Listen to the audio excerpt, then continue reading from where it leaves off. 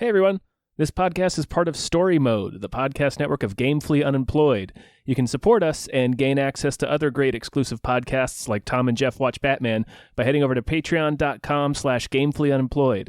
That's patreon.com/GAMEFULLY unemployed, which is spelled like it sounds.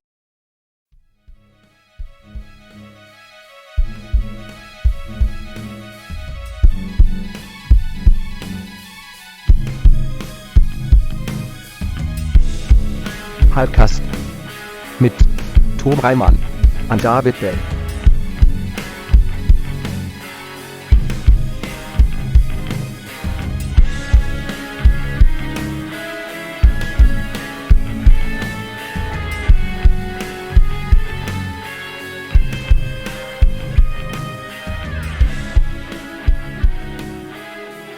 Hello everyone.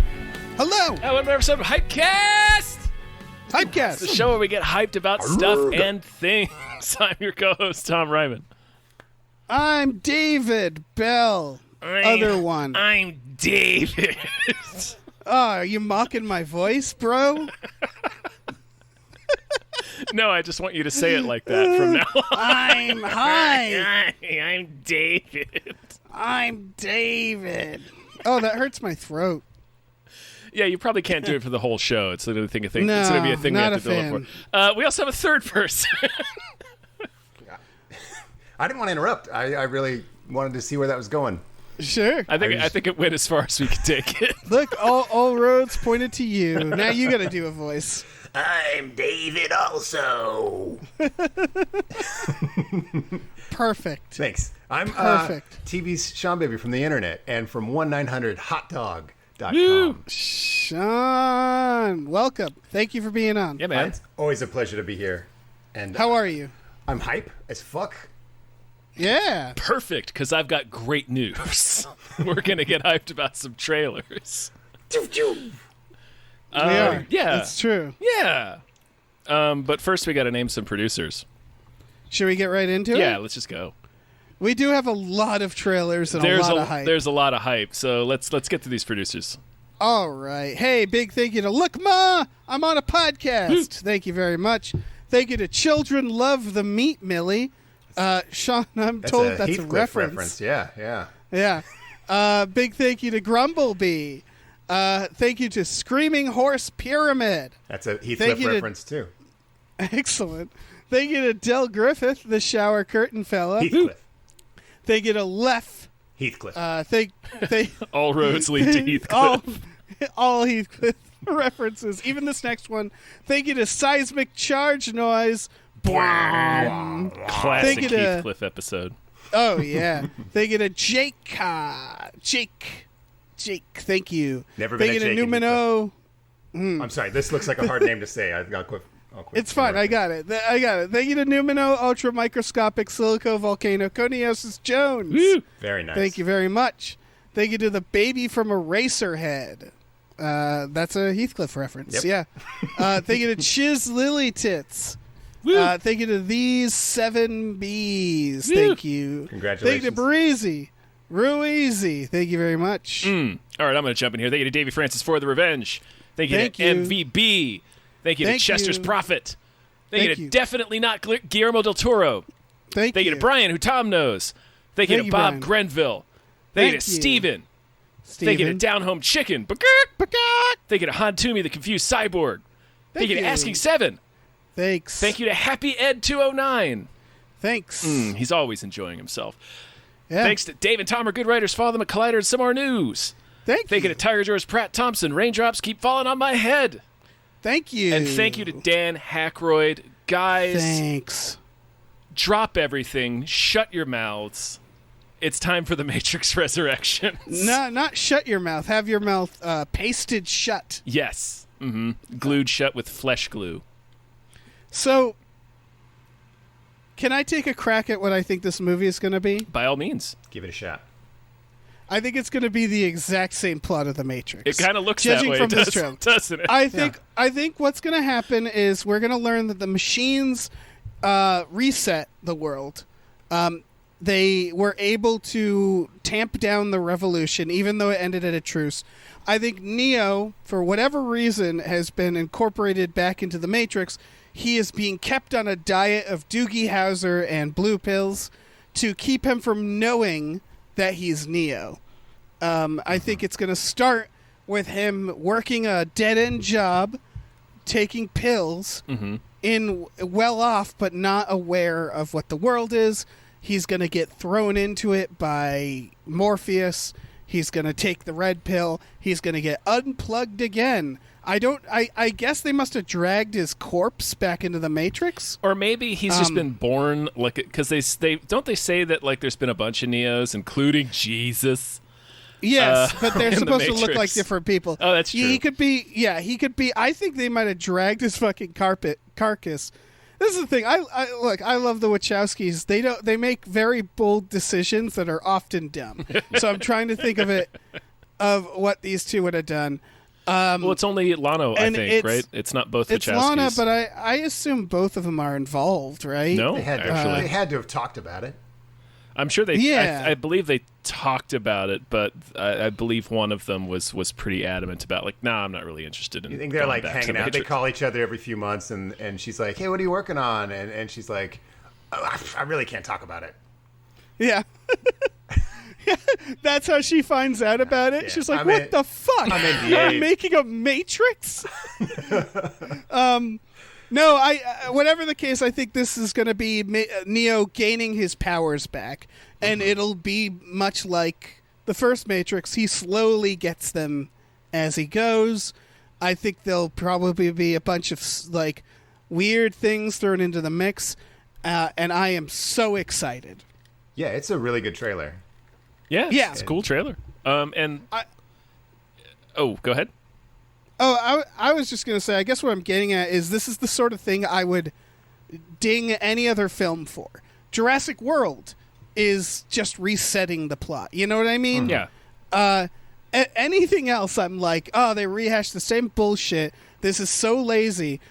For whatever reason, the Matrix Resurrections, I'm like, fuck yes. Well, Like, there's no logic to it. It's just, I'm so into it. Yeah, I'm the same way, because for me, I know that for me, it's because the Matrix was never precious to me. So I'm like, a new Matrix, sure, let's see it.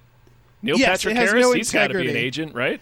Also, just going back to Jurassic World, that was that wasn't done by Spielberg. You know what I mean? Like, this is the same filmmakers. Yeah. So it's the same. yeah. Yeah, at least one of the same filmmakers. I think All if right. they stuck with the same plot, but just sort of dealt with how differently we interface with simulations and technology just 20 years later, like the idea of us being in a simulation is very much like, oh, are you making like a metaphor for how we like play too many video games, how we spend too much time on our phones? So like having a third level of abstraction behind that is like, okay, now we're getting interesting that it's that complicated just to get it going. Whereas before, like, you know, they're jumping out of the Matrix with like a phone booth and stuff like that. It's like, how does it work now that we all have millions of times more powerful machines in our pockets? And that, you know, Yeah. I think there's a lot of interesting ways you can handle that. Not to mention like the layers of abstraction. Plus, the first one was sort of a trans allegory, and I think if you like go beyond that and make it like bigger than that, I guess now that we all know that and we understand that, and now I don't know. The Matrix is one of those things where obviously everyone loved the first movie and it was great, and I thought the second and the third movies were really dumb and boring, but I think the take on that has changed over the years. That people are like, actually, they're kind of smart if you know all this other stuff and care about it. And that's not me. And so if they can reboot it for someone who's just sort of a casual Matrix enthusiast, then I'm in. There was a lot of lore in the original Matrix and the sequels and the video games and the Animatrix. Right. And their deal was like all of that was fact, canon, right? Like if a Matrix video game came out, that happened. That was canon. They shot scenes for it, and it all worked. Having being someone who's consumed all of it, it doesn't mean the sequels are good. I enjoyed them, but it's sort of what Tom's saying. It's like I really enjoy the Matrixes because I just want to see people. Dave, the matrices. Because I want to see people flip around. I don't really care about the deeper meaning. It's always been superficial for me, which is why it's like, fuck yeah, make more. I think they could expand this into. I think there could be a Matrix TV show. I think there's a whole universe that doesn't involve Neo that they could explore. That all said, it's just like, well, you got Keanu Reeves, so you're going to use him. I do think the fact that it was made by two trans women and then red pilling has become like not what they wanted it to be. Right. I've seen people tweeting about this. Is like, are they going to comment on that? I think they're rather.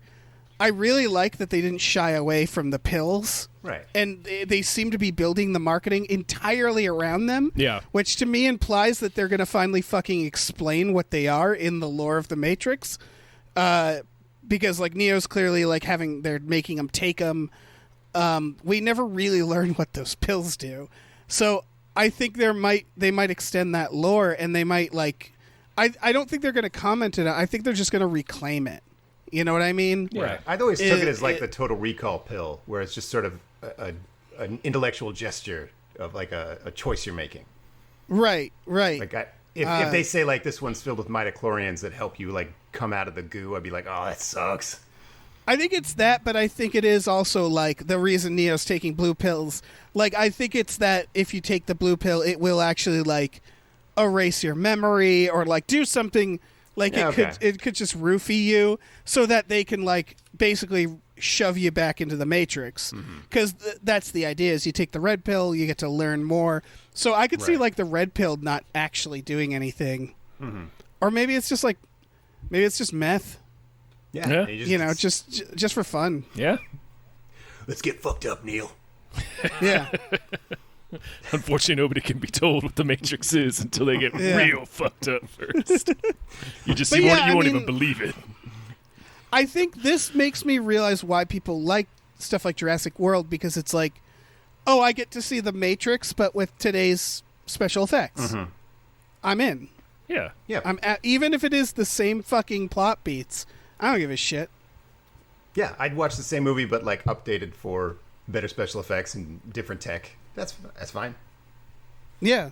That's in fact much better than the idea of continuing on like 20 years of like crisscrossing maze of insanity that has become the Matrix canon. Oh yeah. I can't wait for them to add more bullshit in. More bullshit. More bullshit. Do you guys, more like ghosts and shit. Do you think it'll be good though? Maybe. I'm not sure. I think I'm going to enjoy it, but I don't think it'll be... I think, like, just going by their other work, you know, it might have some good moments. I do think Sense8 was really good, but, like, you know, Jupiter Ascending. Yeah, not a huge hit. Yeah. Not what you would call a successful film. Yeah. He had rocket skates and dog DNA. I mean... On paper, it should have worked. Yeah, whatever the fuck Eddie Redmayne was doing in that film delights me. I mean, I think if they're smart, I want Jupiter Ascending crossover reveal. I want Channing Tatum to be zooming in there. Yeah, skating. Eat my shit. Yes, absolutely. Or I just want Channing Tatum. What do you think about the fact that Morpheus has seemingly been recast? As Yahya Abdul-Mateen? I'm for it. Yeah, he's great. I think... Well, Lawrence Fishburne said, like, they didn't come to me about this. That's okay. I think he's lying. Like, I think he's going to pop up as a fun cameo. That's what I was getting at. Is I think he absolutely. I think whatever they clearly worked out. There's clearly some sort of. I don't know. It's actually it feels like the opposite, where it's like Lawrence Fishburne. He survived the last movies. Yeah. So it would stand to reason that he would be himself and Neo and Trinity would be different actors. Doesn't that make more sense? So the fact that it's reversed makes me think there's some sort of rule that they're doing, and that he absolutely will show up in this at some point. That's the biggest thing I'm curious about, is just why is it here? Well, I'm sure the movie will explain it. I sure hope it does, Tom. I don't know how good of an explanation it'll be, but Yeah. I'm sure it'll explain it. Larry Fishburne, notoriously treacherous. That's what we're learning today. He's a monster? Is that what you're saying? That's what I'm saying. You can't trust him. Oh, okay. He's shifty. Don't turn your back on the fish. Mm-hmm. That's what he says to people at parties. That's what it says on the back of his shirt. Yeah. Any other thoughts about this? Like, this is big news. I mean, it looks fine. Like, I'm super excited. For it. Yeah, I'm for it. I really liked their interactive website. Now, maybe it was supposed to do more than this, but I only had the choice to pick the red pill or the blue pill. And Same. And so I picked one, and it gave me a movie trailer. And it also knew what time it was. So it's like, it is 11:28, and I'm like, yes! Okay, so you can read my clock. That's amazing. And then I did the other pill, and it was just a movie trailer with kind of a different take on it, I guess.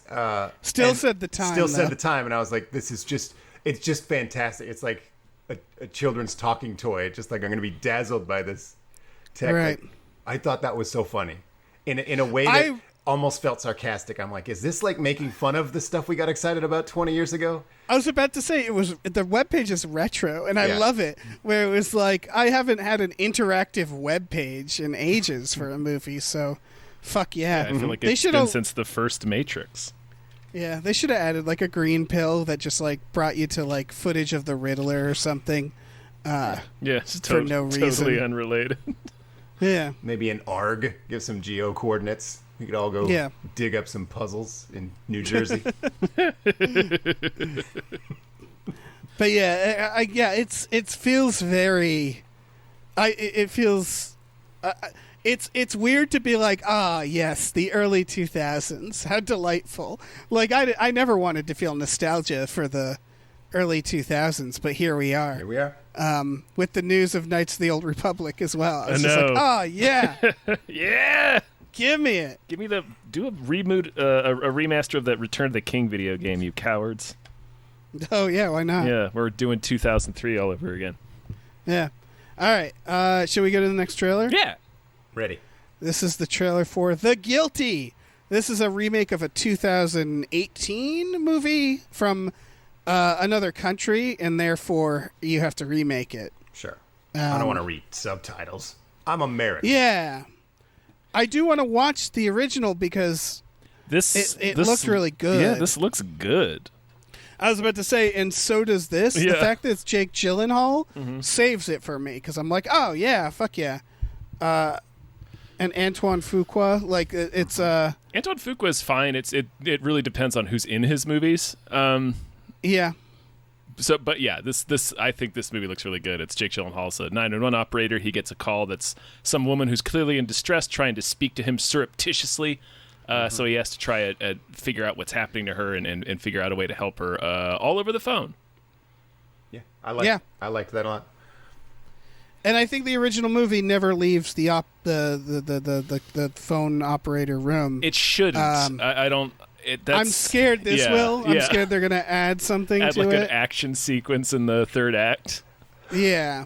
Didn't they show that in the trailer? Didn't he, wasn't he in some other building? Like, I could have sworn. He might have been. He was definitely walking around some office building, but it wasn't clear to me whether he was still, like, in his own building. Mm-hmm. I'm a sucker for, like, an everyman doing, just a very clever dude working heroically outside of his area of expertise. And so I was like, yeah, this is cool. Like, he's trying to figure out a protocol for doing this right now. And, he's like, put on your seatbelt and crank the handbrake. I'm like, oh, this is a great idea. Yeah, this rules. Yeah. Also, this specific type of thriller is, like, catnip to me. Like, I don't know, it's like Sorry Wrong Number or like that Ryan Reynolds movie Buried where it's... Yeah, it's single location. It's like one location. And Pontypool. Yeah. Like, it's like... You can let your imagination, right. Or of course, Cellular. Mm-hmm. The fabulous motion picture Cellular, yeah. Yeah, although that one doesn't take place in one location. Devil, yep. Phone booth.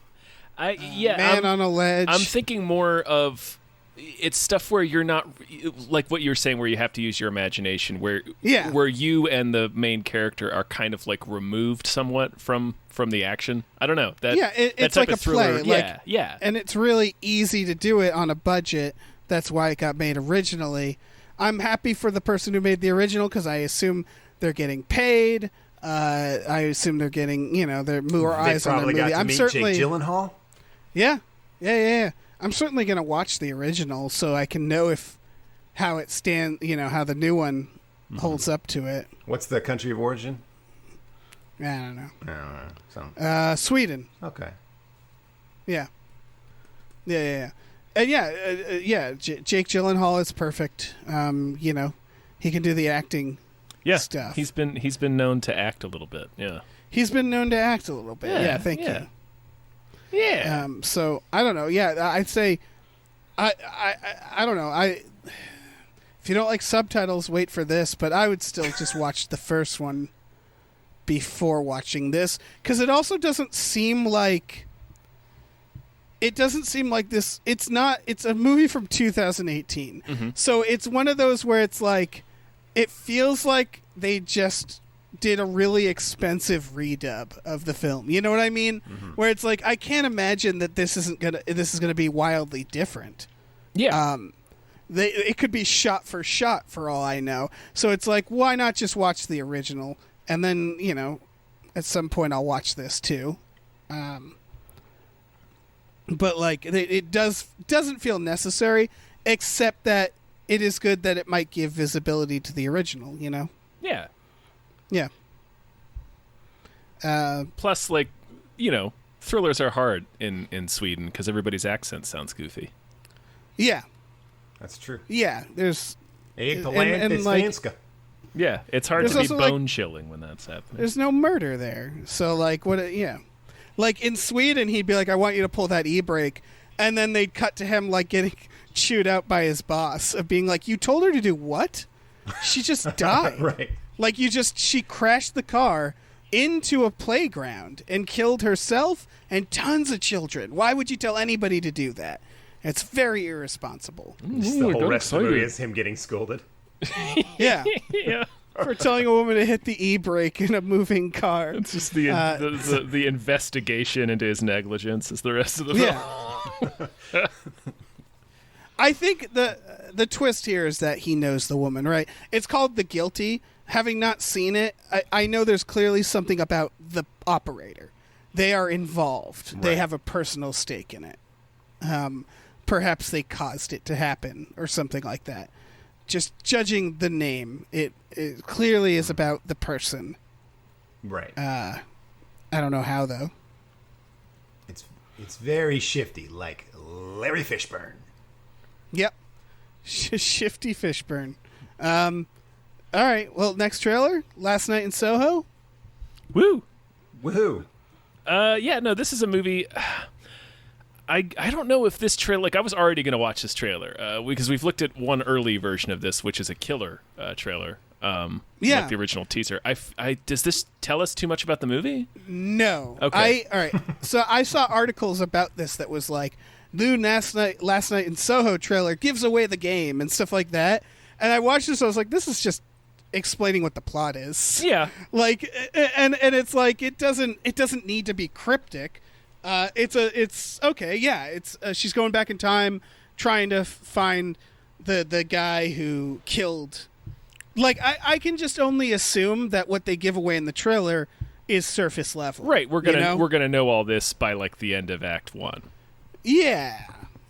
I assume. It would be weird if the twist was, and there he is. Like I feel like it's more of like, yeah, this is what the movie's gonna be. Right. Her kind of stalking this guy who she thinks killed somebody in the 60s. And then we learn what happened. Did he do it? What is there a twist? It's hard to tell from this trailer, which is good.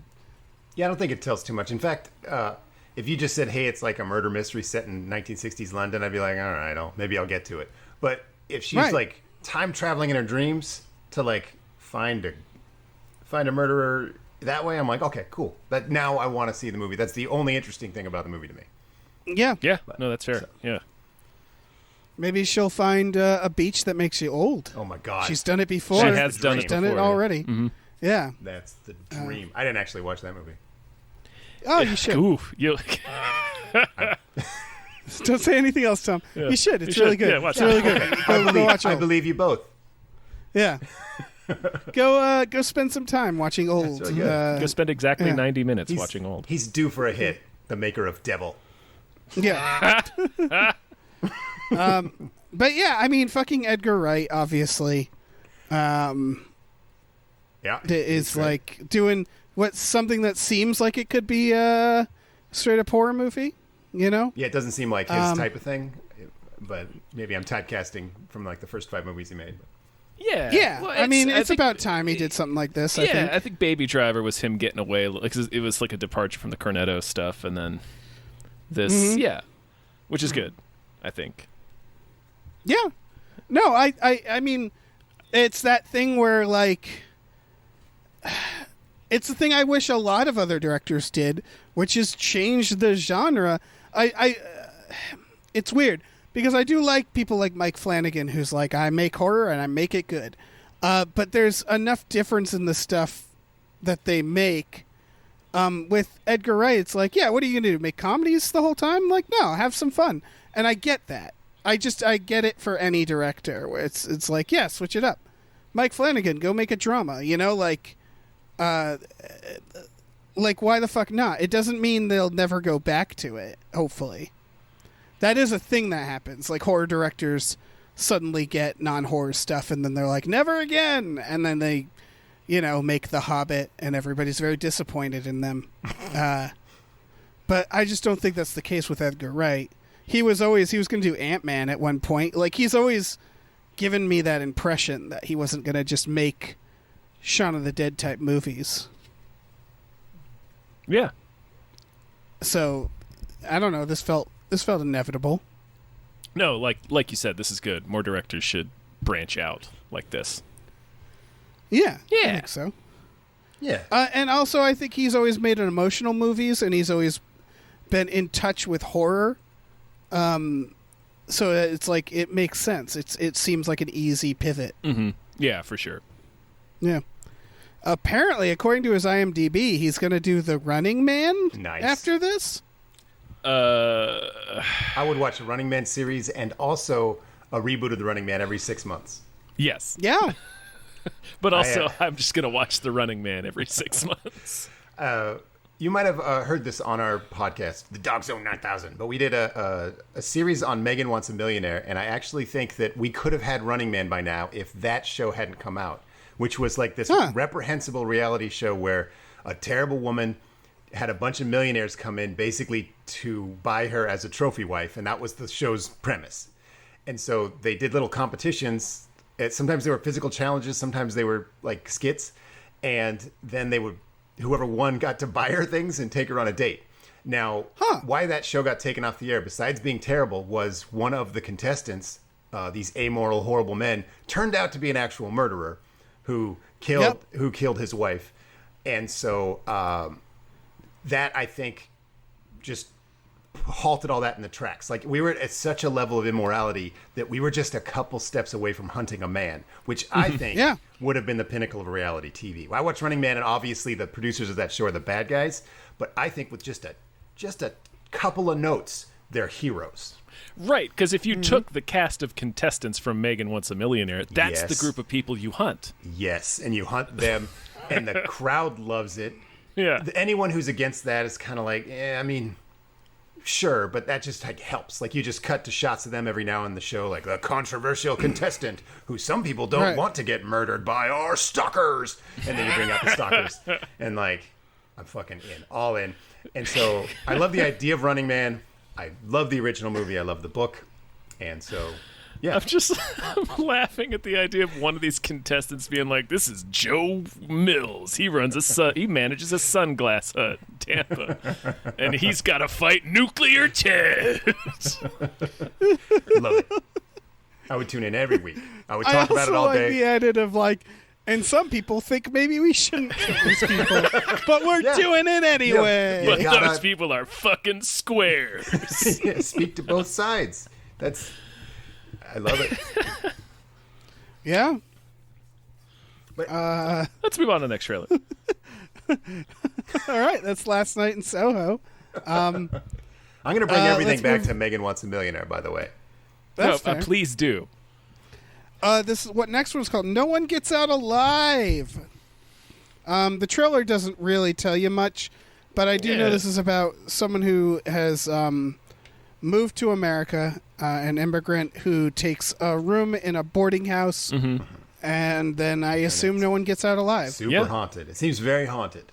Yeah, it seems like she does. checked into the Hotel California, and like nobody wants her to leave. But if they're an immigrant, there's almost certainly going to be some sort of a racial allegory, I would imagine. Yeah, I mean, it reminds me of the movie His House that came out. That was quite good. It's about an immigrant, or no, it's about a refugee, right? It's about someone who has to come. They're like, refugees. he has to, and that movie touches on. There's a meaning behind that for sure. But it's more about survivor's guilt, and ultimately the fact that he's a refugee helps for like the element of like being in a horror movie where it's like that question of why don't you move out of the house? In this person's case, it's like I can't. Right. They gave me this place and I can't fucking leave. And so it creates like a new wall for the protagonist, and I feel like that's probably what will happen here too. Or maybe not. I don't know. I haven't seen it, but I'm very curious. It looks pretty fun. Yeah, very stylish. What do you guys think? It seems stylish and well made. I can't tell you anything about it. If this is like your middle of the road Halloween release, that makes me happy because it looks like it has it's at least inspired by higher quality horror. You know what I mean? And so I'm very curious about it. Nothing in this trailer made me go ooh, you know. Yeah. But it was just like, ooh, spooky stuff. I like spooky stuff. Yeah, it looks like nice and creepy, but yeah, I can't tell you anything else about it. The person who made it, I looked them up. They haven't really done much. There's no indication. I don't know. It's just, but again, Netflix is like, here it is, beginning of October. Sure. Yeah. And it's like, yeah, I'll watch this shit. If you put it right in front of me, I'll turn this on. Sure. Yeah. If you changed the name of this 7 different times and showed it to me 7 different times, I would not know I was watching different trailers, I bet. Well, the name No One Gets Out Alive, I feel like there's been a lot of horror movies with names like that. We Are Still Here, like stuff. Yeah, there's a lot. Well, though that's a good movie, but yeah, the name pattern does make it really easy to fucking lose track of them. I'm just saying this is generic horror something. Yeah, and it bounces right off my brain. If someone tells me it's good, maybe I'll check it out. But yeah. No, that checks out. And a lot of this is in the marketing, I think. That's what I'm hoping for a movie like this. Maybe it is just very fucking mediocre. That's not going to stop me from seeing it. If I wasn't like someone who just watches all horror movies, yeah, I might not run into this one again. Yeah. But I know the person I am. Yeah. So. Yeah. I know what I'm going to do. Yeah. Yeah, it's inevitable. No other thoughts on this one? That's the hype I brought. I am not very interested. Woo! Well, I am very curious about this next one, South of Heaven. That name is terrible. It's a bad name. Because isn't that just here? South of Heaven? That's here, right? Earth? That's like everything. Just call it Earth. That's just everything. Oh, yeah, that's true. It sounds like an aging baseball player movie or something. Like it just seems like a romance between like very elderly people. That was before I clicked on it. That's what I assumed it was. I thought it was going to be like, oh, this is like a folksy comedy, you know? Instead, it's like a crime movie with fucking Jason Sudeikis. Right. And it's like, what the fuck is happening here? I love it. This is full on like funny man, secret badass. It's the Bob Odenkirk prototype. Is that what's going to happen? Everybody saw Bob Odenkirk and they're like, I'm going to do it now. I fucking love that idea. Every comedian's going to do like a John Wick. I hope so. You know who'd be good for that? Carrot Top. Carrot Top is jacked. He's like 260 of straight muscle. He would be a hilarious action star. Way funnier than like a comedy star, I think. Yeah. Oh, for sure. God, I want that. I want a Carrot Top John Wick. Hell yes. Holy shit. Yeah, this does look very compelling, though. Yeah, for sure. It doesn't look good. It doesn't look like a straight up John Wick. No, it really doesn't. That's kind of misleading. It's more like Jason Sudeikis is this parolee. His wife, Evangeline Lilly, is dying of cancer. So he's like, well, I want to spend our last year together instead of me in jail. But then I guess either his parole officer or like his new boss, Shea Wiggum, is like, you're going to do crimes for me. And he's like, all right. Yeah. But they pushed him too far. Yeah, they push him too far. They do that. They push him too far. Mm-hmm. You're right. Luke Cage shows up. I was about to say, fucking Mike Coulter shows up, and I was like, oh shit! I really like him, and after Luke Cage, it's like somebody make him a leading man, and it doesn't seem like he is in this, but I want him to. I don't want him to just like wander around the earth. He's on that show Evil. Yes, he is on Evil. That's true. So that's good. But I think he could fucking carry a movie. I think he could be an action star. So it's nice to see him in a movie, I guess. But yeah, I don't know, man. This looks pretty neat. I'm super curious. Yeah, I'm a sucker for the push too far guy too, like falling down. Yeah, but he's likable. Because I mean, he's nothing if not likable. Jason Sudeikis. Yeah. So, yeah, watching some guy like that, he's like, okay, boss, I'm not crazy about it, but I'll do your crimes. And then be like, okay, I'm not doing this crime. And then... I gotta be honest, I've had it with your crimes. Yeah. I will fuck you up. Yeah, Jason Sudeikis, like, with a shotgun in some scenes, is like, that's an alarming sight. Like, I am alarmed by this. But I'm into it. Ted Lasso, John Wick. Yeah. This could really go either way. Although I do think this will be at least acceptable as a film. I don't know what that means.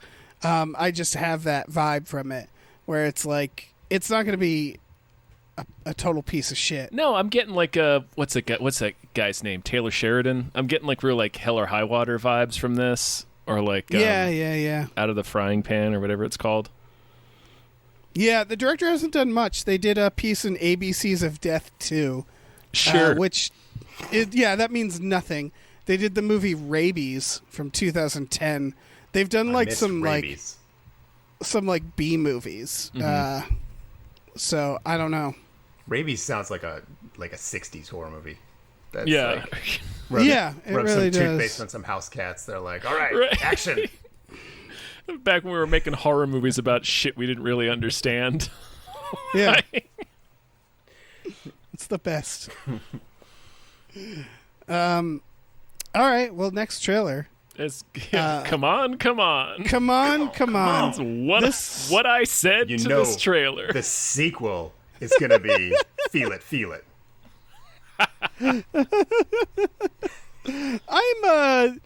I'm not into this. Yeah, it's a black and white trailer. Joaquin Phoenix reading a storybook to a kid is the entire trailer. It just, I can't believe they made this.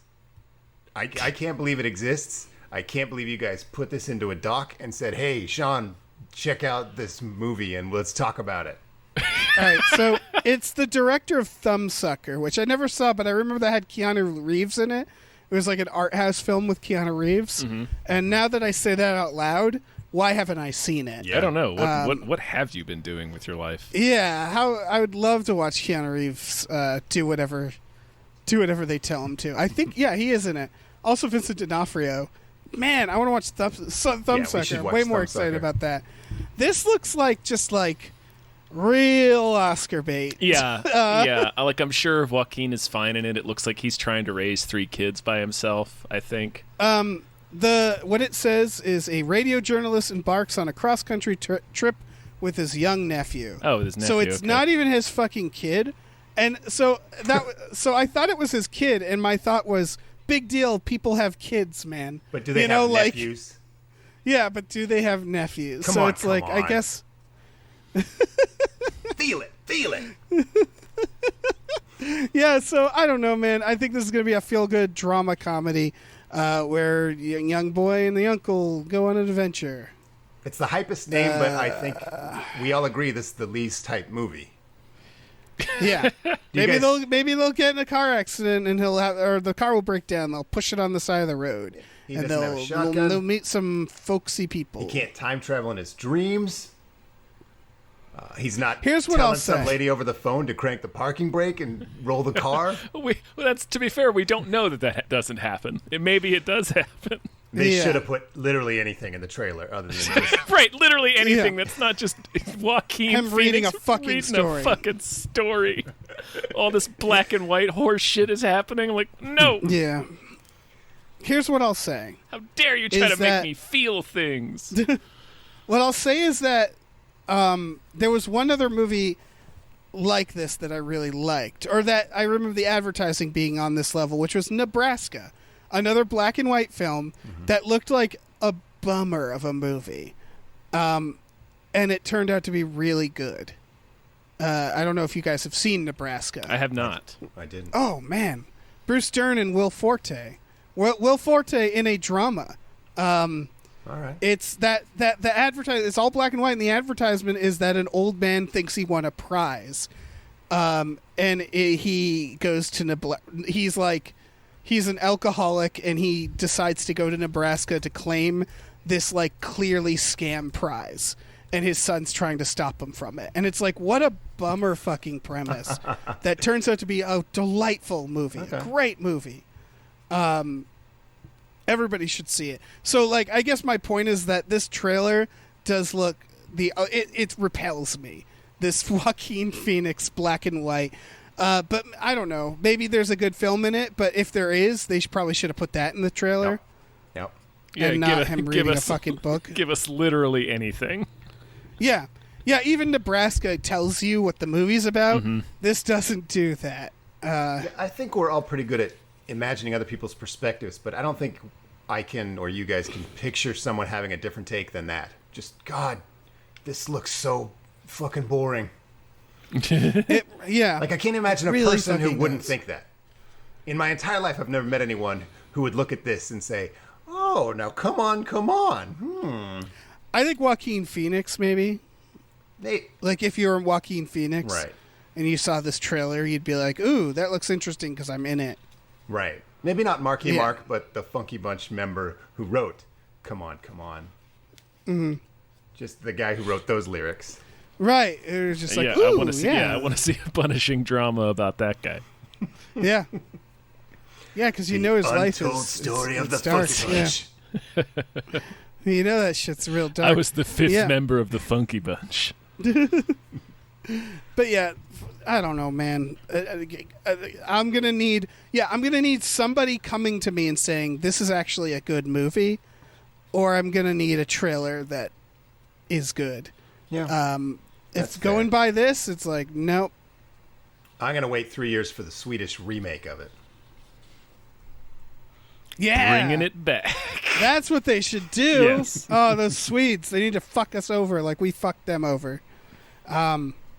All right, let's talk about Don't Look Up.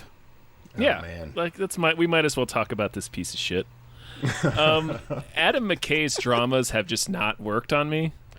Someone pointed out this is clearly going to be about like anti-vaxxers. Yeah, it's going to be the idea of like there's a comet or global warming. It's all of it. Yeah.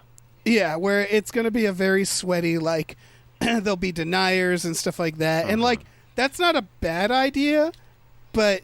It can't through be the whole movie. Adam McKay. It can't be the title. It can't be the driving force of the film. Yeah. And, like, Adam McKay, I do enjoy some of his movies, but he is giving me, like, Sorkin vibes, where it's like, we're going to be kind of embarrassed by some of the stuff he does in the future. The thing that was notable, because, like, the thing that worked about The Big Short, even though I just got done saying that Adam McKay's movies didn't really work on me, is that he's taking this extremely complicated thing that affected us all, and most of us did not understand it at all. The housing bubble burst in 2008, and like broke it down and explained it in a way that was like, oh, okay, I now understand what happened. Right. But like Vice got into And even Vice, like, even though Vice was brushing up against that W type thing of where it just feels like, okay, it just feels like it's a bunch of liberal actors playing SNL sketches of these people. Right. But, like, at least Vice had the element of, like, we all lived through the Iraq War, but I had genuinely forgotten about a lot of that stuff. Just because it had been I so haven't long. seen Vice, It's so I just fine. realized It's fine. I've only seen his comedies and The One and The Big Short. The Big Short, yeah. But this movie just looks like the W thing, where he got a bunch of his liberal actor friends to play SNL sketch versions of Fox News personalities, and it's like it's the most obvious kind of satire, which is just really irritating to me. It feels like a lot of people patting themselves on the back for being very, very obvious. Right, and obviously, I guess the point I made the other day, I was talking with Jason on Twitter, Jason Pargin, and I guess the point I made was that conservatives are the bad guys in all fiction. Every story that will ever be written, conservatives are the bad guys. They're if there's two sides of people, that's the side that has every variation of stupid, selfish, ignorant, and evil.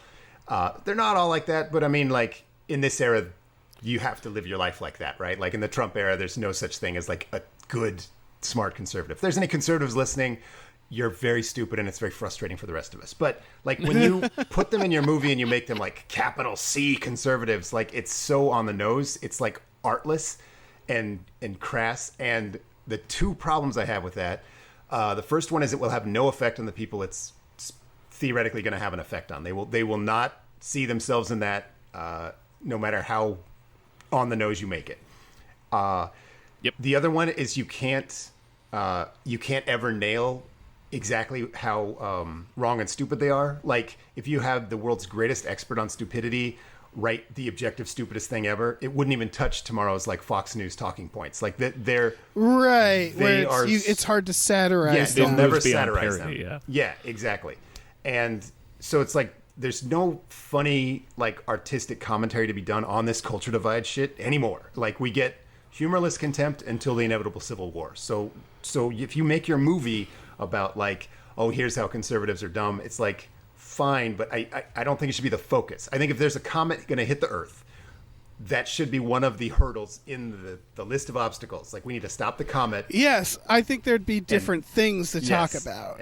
And one of 7 things is that there's all these idiots who just won't believe the thing that's happening. Yeah. Yeah, but it wouldn't be the main focus. Right. I agree with that. I'm also just sick of comedies about comets hitting the Earth. Right, I'm sick of end of the world comedies, because they all have the same twee tone. Yeah, and I know I've said this on another podcast or something. Like, I think the premise of a comet hitting the world would be a great mini-series if you break it all down and you actually go into, because I think the biggest problem with most movies about it is there's just not enough time to talk about the existential dread of what would be happening. Right. And the details, like you're saying, deniers, cults, like all the things that would happen during that time would be fascinating and dark. And like in a movie, it always feels like they're taking a very big idea and compacting it. Mm-hmm. I also, Adam McKay, he's loves taking these heartthrobs now and making them like nerds, right? That's his thing. Mm-hmm. Christian Bale. I haven't seen Vice, but like they put a bunch of shit on him. Dick Cheney, I guess, counts as a nerd. And now Leonardo DiCaprio. Yeah, Jennifer Lawrence. It's just it's that too, where it feels like, oh, I know what you're doing every time. You're gonna do you're doing the same bits every time now, like the same stunt casting. And yeah, I think everybody's just clamoring to it because it's Hollywood, and they're in their bubble, and this feels fresh to them. But yeah, I agree where it doesn't feel particularly fresh. I just think we're all going to be really embarrassed by it. It feels like it's the equivalent of a tweet where people are like, that now I know why zombie apocalypses work because people won't wear masks. It's that. It's, oh yeah, this is if a comet was going to hit the Earth, there'd be deniers, just like there are with climate change, and that's the end of the observation. It's a very satisfying, fleeting thought, but it's not good art. Yeah, and for all I know, maybe there's more to this observation. but Sure. I haven't seen it yet. I very much doubt it. Just judging by Adam McKay and his previous films, I very much doubt it. Well, like you said, I think The Big Short is really good. It is. And I think it is pretty. Part of why is that it doesn't feel politically affiliated in any way. It's just a thing that was happening. It's just explaining a fucked up thing that happened and how people got fucked over. And I think that was just like a really... It nailed a lot of things, like, because it was something we hadn't been talking about either. And so it was like, this feels fresh because the subject is... This feels more obvious. And having not seen Vice, that still did feel obvious too, which it was like... Vice still has a lot of The Big Short elements of like breaking down this thing that we all lived through but maybe didn't totally understand, and there's stuff about it that we probably forgot or just didn't know about at the time, but it was definitely stepping further in the direction of being superficial and obvious. Right. Having not seen it and having just seen The Big Short, I am still a little excited because I'm like, yeah, I like The Big Short, so but yeah, I don't know, man. Yeah, and I like Not a good I like when DiCaprio gets to play silly. So yeah, bring back that Gilbert I'm Grape, down with that. Gilbert Grape character we all love so much. I also like seeing Jonah Hill in general. Sure. I don't know why. I'm just like, there you are. You look like you're doing good. That's it. Like he's not around anymore. That's a good point. I do like seeing Jonah Hill too. Yeah, I enjoy seeing Jonah Hill. Two-time Oscar nominee Jonah Hill. Yeah. I hope he hears this. God, I want to watch Moneyball. I hope he hears this and knows that we like him. Yeah, no, he's great in Moneyball. You know how like he's great in Moneyball. How Saturday Night Live isn't very good anymore, but like Jonah Hill was on and he did this sketch where he was like a caterer, and he like took a noisy phone call while everyone's eating his catering, and he's like, "It's going really well. The carrots munched." And that's, I swear to God, the whole fucking premise of the sketch, and he made it work. It's so funny. And if I was like 12 years old, I'd be quoting it like still. He's had a few moments like that for me. I liked when they did one of the fucking Comedy Central roasts. It was what's his name? James Franco's roast. Jonah Hill had to do a bit, and you could tell he hated doing it, and it was kind of charming. Yeah, because he was like. He didn't like roasting people. Like he thought, and you know how those roasts go. They have writers. They give them stuff. So it's like just him like reluctantly saying the stuff, and it was very well done. Yeah, let's hang out, Jonah Hill. I know you're listening. Yeah, he's listening. No, right? You look like a bright spot in this artless crass film. Don't look. Let's go get a Coca-Cola energy drink and hang out with Martin Scorsese. Let's move on. Last trailer. Dude, warning. I don't even know what the fuck is going on in this. This has to be an anthology film, right? Because there's like 5 different... This movie makes... I couldn't figure out what the fuck this movie This trailer makes like 5 different offers, like astronaut in space, or comets are coming towards Earth. Oh, also there's like a VR program that lets you swap bodies or some shit. And then it's like, also there's maybe a haunting. I don't... Like, it looked like a trailer for a season of Black Mirror. Yeah. This is a movie. It's a movie. So they were putting their mind into somebody... It also had like a cast kind of thing, like cast with a C, like there's a certain level of people that have to like harbor the souls of the people who are living these lives. Was I just like imagining that?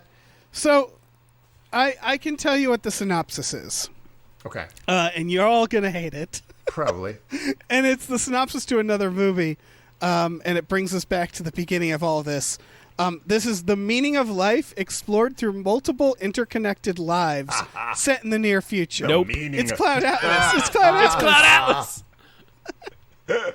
Honestly, can't wait. The one thing missing from Cloud Atlas was Thomas Jane. Yeah. I know. We're in an Can unfortunate... you imagine? As an 80-year-old Asian man and a young black girl. Just throwing a bunch of stupid offensive makeup on his face. Yeah. We're in hard times where the presence of Thomas Jane means the movie is probably not great. Well, the thing is if Money Plane, the lessons of Money Plane have taught us anything, is that the movie won't necessarily be good, but he will be delightful. Yes, but he'll be delightful. He always delivers. He's always Thomas Jane. Yeah, he has that thing now where he's like, look, here are my rates. I have a rate for like small budget and big budget now. And so, like, he's getting those small budget appearances. That's what this feels like. Thomas Jane was, like, on a green screen for an afternoon, you know, being like, yep, I'm still up here. I'm an astronaut. I love his plot line, which is he's just flung into space. He's just floating there like an asshole. And everybody's like, I hope someone gets that astronaut. So for a few hours, he just floats there and thinks about the meaning of life. It's great. I think it is. Yeah, it's just Thomas Jane on a green screen, and they're like, you're in space. And he's like, got it. I'll say the lines. Patrick Schwarzenegger is also in this. He sure is. Finally. And that's it. That's really it, right? Was that the cleaning lady's kid? I think so. I think he was amazing. The long-haired kid we saw briefly. Okay. I don't know. No, I meant like in real life. Oh, no. That's a different kid. Okay. Yeah, this looks... I looked up the director. They haven't done much. This could be the best movie...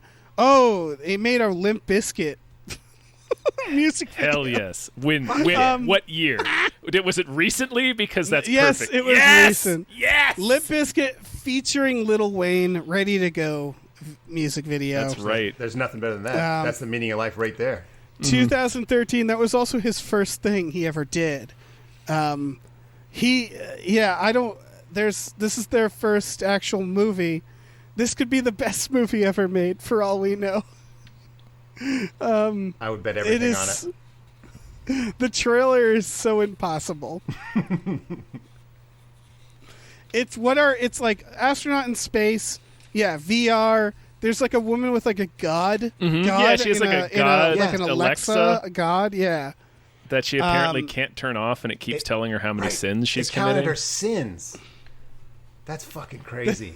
That is such a weird device. It's so dumb. It's like if I was in a Black Mirror meeting and I pitched, okay, guys, what if Alexa like counted your sins like a god, like it was God, but like an Alexa? I would expect them to kick me out of the building. Mm-hmm.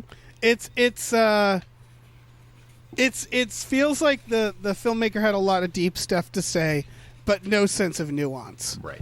Like, it's like a movie like. Remember American Dreams with a Z? I sure do, Dave.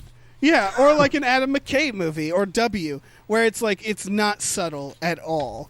But this is like, yeah, they're trying to do like some Wachowski We Are All Connected thing. But I don't trust them. I'm still going to watch this movie. I can't imagine the circumstances where I'll watch this movie. The circumstances will be that it's free on Amazon Prime. Maybe.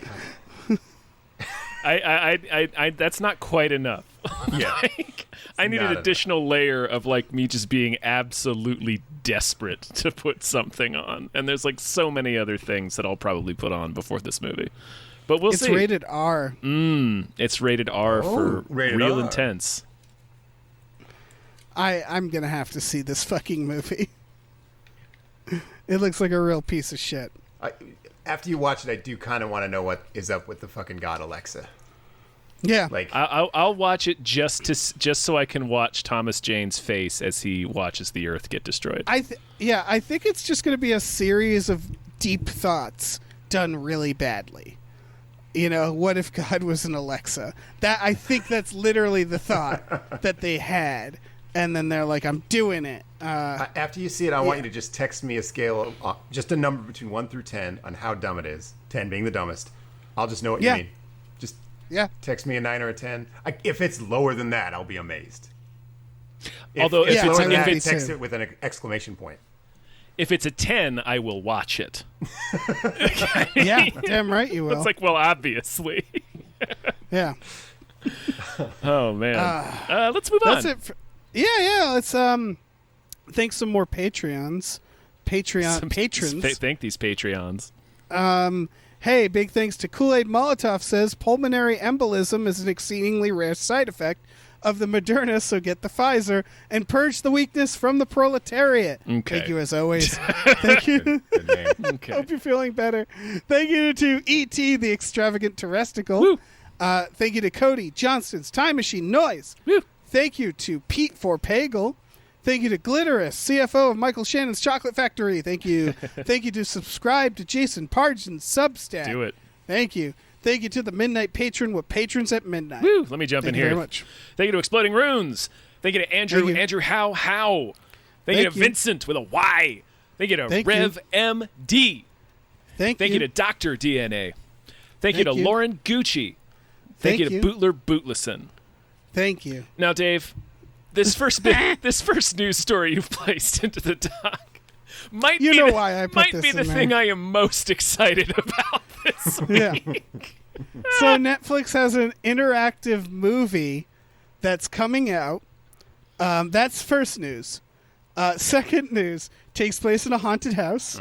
Third news, it's called Escape the Undertaker.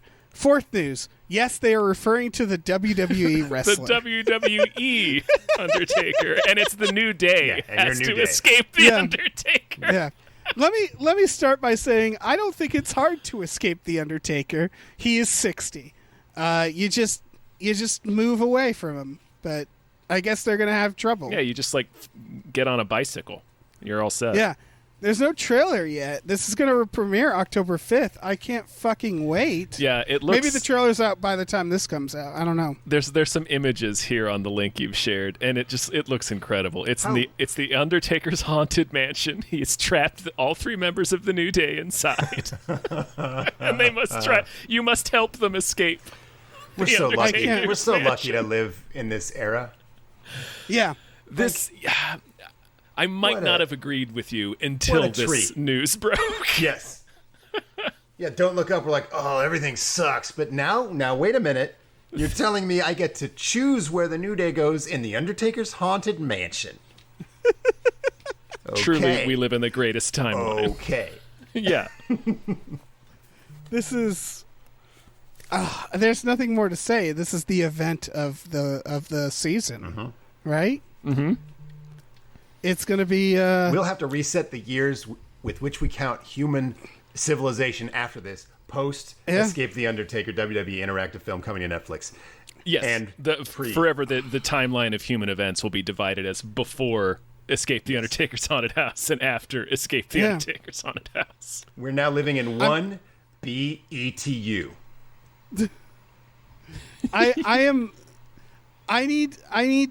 I'm going to have to play it multiple times, obviously, right? Of course, you got to get all of the endings. You've got to kill the New Day. You got to get all the endings. Several different ways. Oh, God. Yeah, there's going to be multiple ways they get murdered by the Undertaker. I hope they're all choke slams and last rides. You open a door, you're like, what's in this spooky door? It's the last ride. Again. There better be a giant portrait of Paul Bearer with eyes that follow you.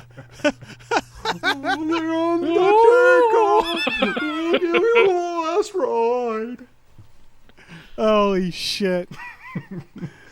This is great news, you guys. Any other thoughts about it besides the word yes? No, just emphatic, enthusiastic yes. All right. I want to talk about something that's, I think, on the same level of confusion. This AMC doing this, I get that they're doing we got to get people back into the movies ad campaign. Unfortunately, there's still a pandemic. Right. And also, they got Nicole Kidman, which is the last person I would ever imagine to go into an AMC. Right. She does not go to AMC. No, watching her in this is like, I don't believe you. I'm sorry. She's a great actress. I don't believe you. It's not a believable role. Yeah. She's like all glamored up, walking through the sticky hallways of an AMC to go stand and watch Jurassic World. And I was like, you're not selling it for me, AMC. Nope. Like, the movies that they had to put up, it was like, oh, that's a real shame. The interesting thing about this ad campaign is if you, as the viewer, make the wrong choice, she will get last righted by The Undertaker. Yeah, oh, God, I hope so. She should be in the interactive film. If New Day came out and said, guys, we got to go to the movies, I'd be like, oh, this is nice. Yeah, that's a great idea. And So I'm just saying, take the roles and swap them. Nicole Kidman and Undertaker's Haunted Mansion. New Day telling people to go see AMC movies. There's also, why does AMC does AMC need to advertise? Because is there a second aren't movies theater? Right? That's the thing. Is like the ArcLight is dead. Indie theaters are dead. It's like AMC and Cinemark, and it's just a regional thing. Like, I don't choose to go to AMC. I look on a map and I say, okay, there's an AMC there and an AMC there. Right. That's it. That's the choices I have, is which AMC. Movie trailers are advertisements to go to theaters. Yes.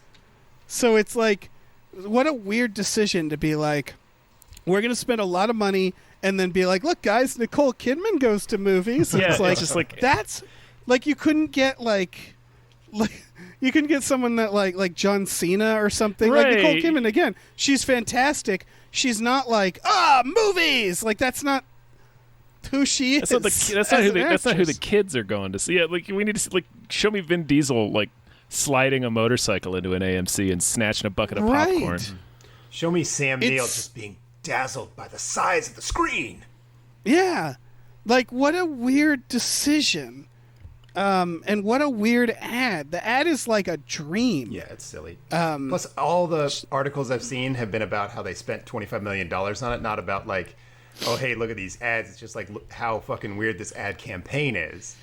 And so I don't know if that's their intent, but it feels like the only thing I'm getting from it is meta commentary about how weird it is.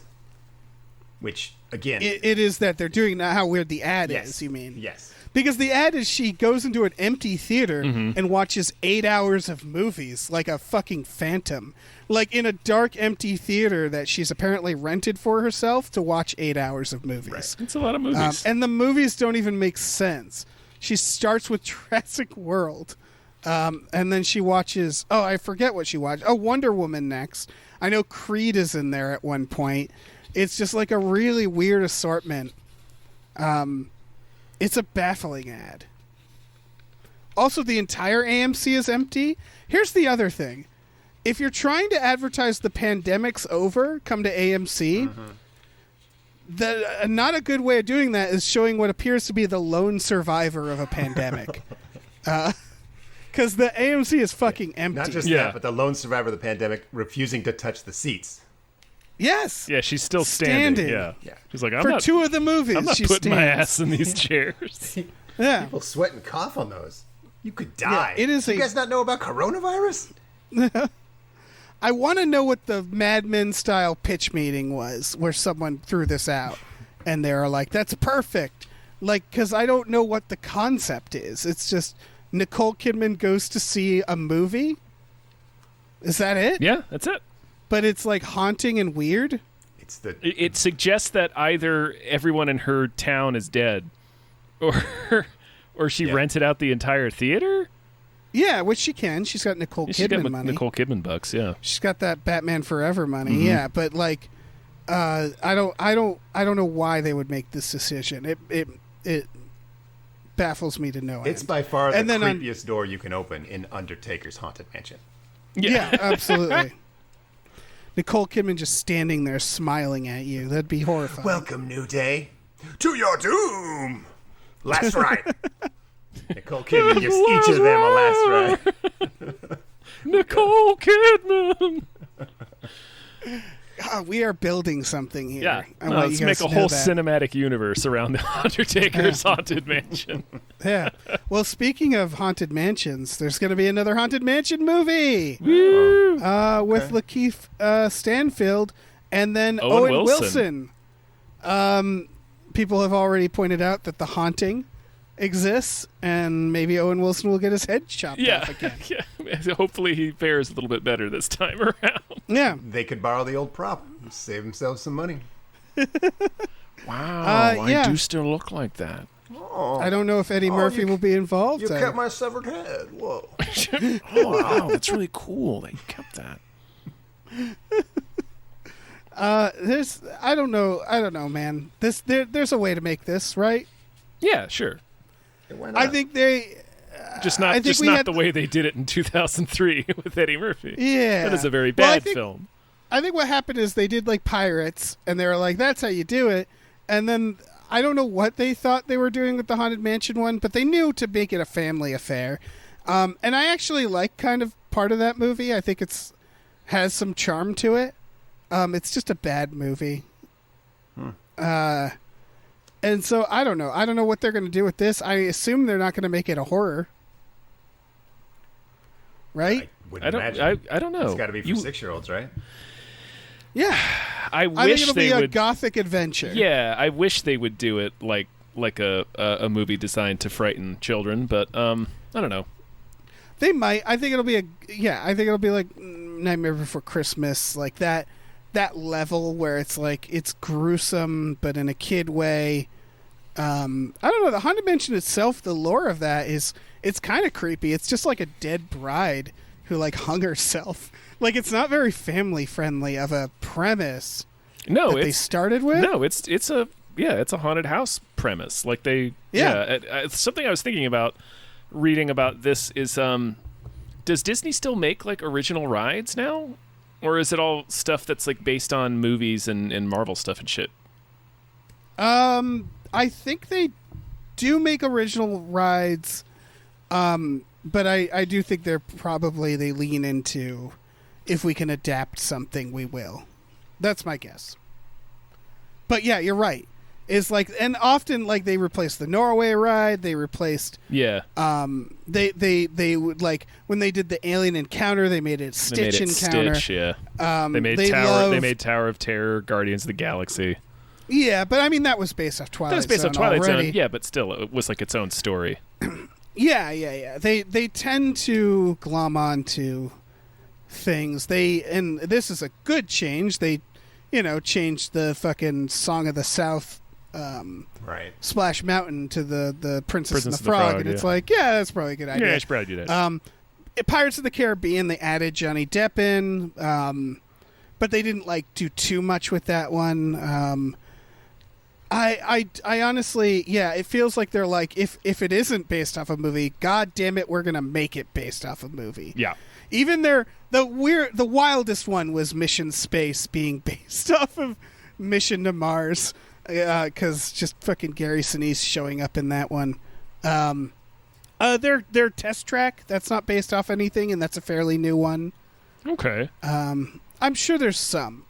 But yeah, I think you're right. There's the Rock and Roller Coaster, the most baffling idea. The Aerosmith one? Yeah. I remember going to that ride for the first time, and they have an intro where Aerosmith walks in, and I was just like, what the fuck? This is a bummer. Shit. Why is this Disneyland? Yeah. I don't know why they make those decisions. I don't know either. I assume there is some policy where they're like, if you can link it to something famous, we do that. But like, it's that thing where like, I remember going on Body Wars as a kid and not knowing it had to do with a movie, Mm-hmm. and just being like, this is weird and fun. So I imagine there's kids who go on the Aerosmith ride and they're like, these guys are silly. What are they, puppets? They're great. And they have no idea what Aerosmith is. To be fair, it has not yet been conclusively proven whether or not Steven Tyler is a puppet. That's true. I think several of the characters in Labyrinth were just Steven Tyler. Yeah, absolutely. That said, back to the Haunted Mansion, I would love them to lean into it and just get Mike Flanagan and just make like a Hill House miniseries that's the Haunted Mansion. Honestly, there's enough lore to do it.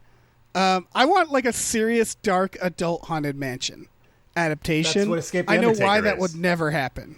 What's that? I said that's what Escape the Undertaker is. Yeah, you're right. You want a mature Haunted Mansion, Escape the Undertaker WWE interactive film. Yeah. Help the New Day escape the clutches of the Undertaker. That's like a board game on the back of a cereal box. I love it so much. Oh, it's going to be great. Let's move on. All right. Well, we have some more people to thank. Woo. Big thank you to Tux. Thank you, Tux. Tux. Thank you to Ricky Cilantro. Woo. Thank you to Norm from Cheers. Woo. Thank you to Space McNulty. Woo. Thank you to Oh Great, It's That Guy. Woo. Thank you to Nolan Mayton. Thank you to Vaccinated Man, Andrew McGuire. Thank you. Thank you to AJ. Woo. Thank you to Tip Drizzle. Oh, Thank you. Yeah, let me step in here. Thank you to Burrito Mouth. Thank you to Thank Mrs. you. Voidis. Thank you to the Thank ghost you. of Dave Thomas. Thank you to Aaron Burser. Thank you Thank to you. David Knife Boot Henson, Knife MBA CPA. Thank you to Christopher Robert Sparks, Esquire. Thank you to Thank you. Mackenzie Fuck Shuffling with Willem Dafoe's confusingly large dick. Chill. Thank you to Vaccinated Jay. And thank you to Pie Guy. Pie Guy. David. Pie Guy. Ooh, Hey, David. You used my full name. Yeah. Dave. Yeah. Yes. Hello. Hi. Hello. Cut the shit. Do you have a movie, a film perhaps, A film. that deserves a little bit more hype?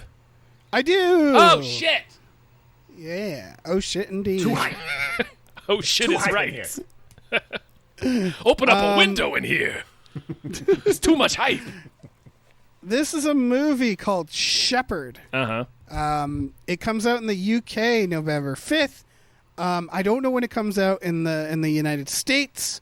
I don't know too much about it. It's about a guy whose wife dies mysteriously. He gets a new job as a shepherd. He finds himself alone on a island, like a foggy British-ass island, like a moor. You know, like it's real creepy looking. It's a good place for, say, a horror movie. Yeah. And then there's like a vengeful force that fucking starts attacking him. There's a dog that's adorable. It's inspired by the same stories that inspired the movie The Lighthouse. Yeah. It's like The Smalls Lighthouse, which I guess is a UK ghost story about lighthouse keepers losing their minds. So that's kind of the vibe I'm getting from it, is that it's like a ghostly story of a guy in isolation losing his mind. The trailer starts that way. The thing that grabbed my attention is when there's like an Evil Dead monster in it. Like there's like smiling demon There thing. sure And I'm is, like, yeah. This is kind of one where there's not much to describe besides like, hey, go look at the trailer. It looks pretty good, I think. But who can say? What do you guys think? I'm into this. Yeah.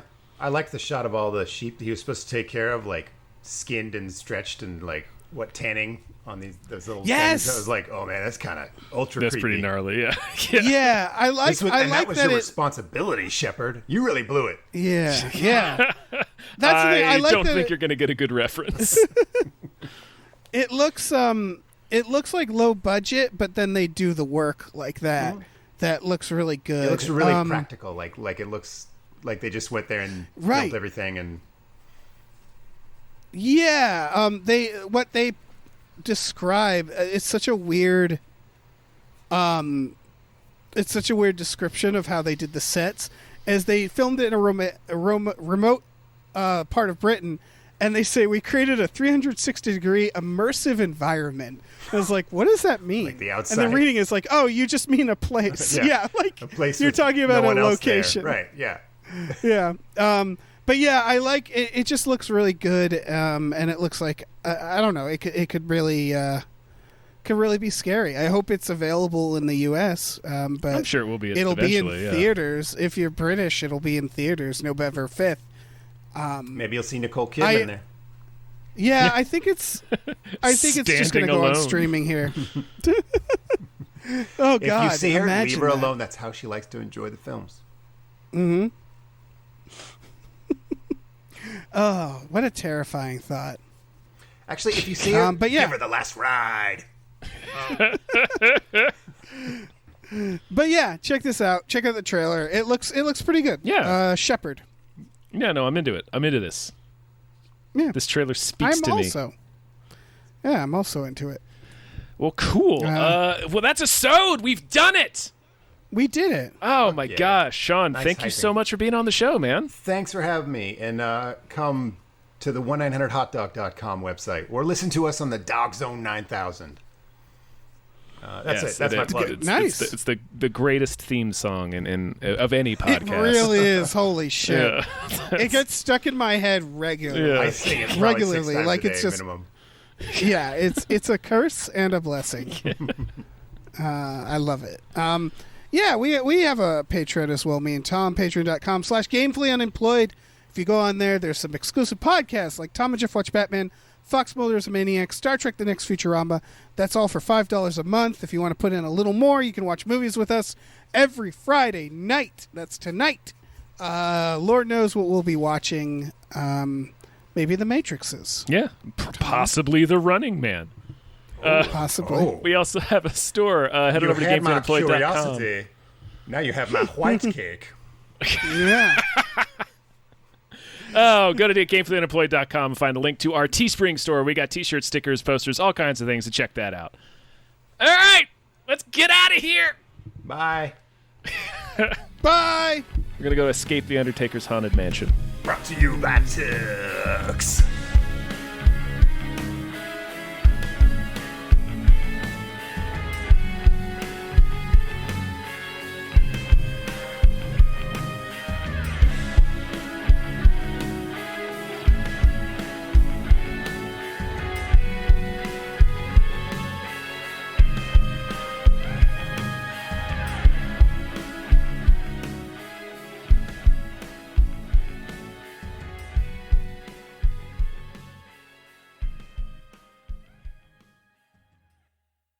Our music is produced by Chris Corlew. You can follow him on Twitter at @thecorlew, Corlew, and find more music at shipwreckedsailor.bandcamp.com.